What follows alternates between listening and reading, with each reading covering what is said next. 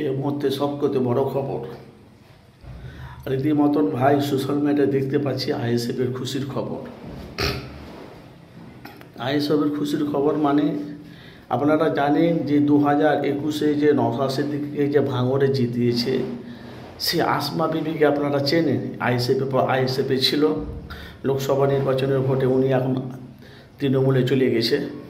সে আসমা বিবিকে নিয়ে এখন বাংলায় ঝড় উঠেছে এই কারণে যে যারা আইএসএফ করে, যারা আইএসএফ কর্মী, তারা যারা নওশাদকে সাপোর্ট করে, তারা বলছে 2026-এ আসমা যদি আইএসএফে আসে তা আমার মনে হয় আইএসএফের দলটা মজবুত হবে। সেটা নিয়ে কিন্তু এখন বাংলায় ব্যাপক হারে ঝড় উঠছে ভাইজান। আসমা বিবি যদি আসে আইএসএফে, তৃণমূল ছেড়ে যদি আসমা বিবি যদি আইএসএফে আসে, আইএসএফের চেয়ারম্যান নওশাদ সিদ্দিকী ভাইজান নেবে তো নাকি? কেন নওশাদ সিদ্দিকী ভাইজানের সিট দরকার সামনে বিধানসভাতে। নওশাদ সিদ্দিকী ভাইজানের সামনে বিধানসভাতে সিট দরকার। তার সাথে সাথে ওনার যে আইএসএফের যে লিডার মেন, যাকে বলে পীরজাদা আব্বাস সিদ্দিকী ভাইজান, উনি তো সব আইএসএফকে প্রচার করছে, ভালো করে বুঝবেন।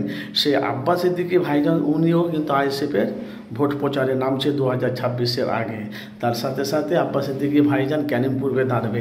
এখন ভাই বাংলাতে ঝড় উঠেছে একটা কারণ যে কালকে আমি এসেছিলাম, তারা বলছে আসমা বিবি আসার জন্য, তৃণমূল থেকে আসমা বিবি আমার তৃণমূল ছেড়ে আইএসএফে আসার জন্য আসমা বিবি অনেক রকম চেষ্টা করছে, কিন্তু বলা বলি কথা এখন অবধি ফুটেজ বেরোয়নি। কিন্তু আমরা দেখতে পাচ্ছি অনেক মানুষ তারা কমেন্ট করছে গতকালকে নওশাদ সিদ্দিকী ভাই একটা ওদের ওই এলাকাতে একটা বিশাল বড় একটা মানে নওশাদ সিদ্দিকী ভাইয়ের একটা মানে হচ্ছিলো, মানে সভা হচ্ছিলো। সেখানে কিছু মিডিয়ারা তারা মুখোমুখি ডাইরেক্ট বলছে মানে আসমা বিবির কথা নিয়ে, তো এই ব্যাপারে যদি আসমা বিবি আসে নেবে কি না নেবে এখন অবধি প্রস্তুত হয়নি। কিন্তু বলা আমি যতটা জানি তৃণমূলকে কেউ যদি সব করতে যদি কেউ কট আপ করে থাকে, তৃণমূলকে কেউ যদি সব করতে যদি বেশিরভাগ হুঙ্কার দিয়ে থাকে, তার নাম হলো আসমা বিবি। ওরে বাপরে বাপ, আপনারা জানেন এই আসমা বিবি আইএসএফে আমি যতটা জানি বাংলাতে 294টা বিধানসভা সিট।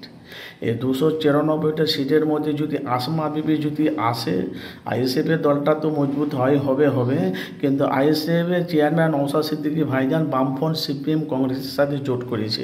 সেটা নিয়ে এখন বাংলাতে এখন অনেক রকম সব আলোচনা চলছে। আপনাদের মতামত জানাবেন। আসমা বিবি যদি আইএসএফে আসে নওশাদ সিদ্দিকী ভাইজান নেবে তো?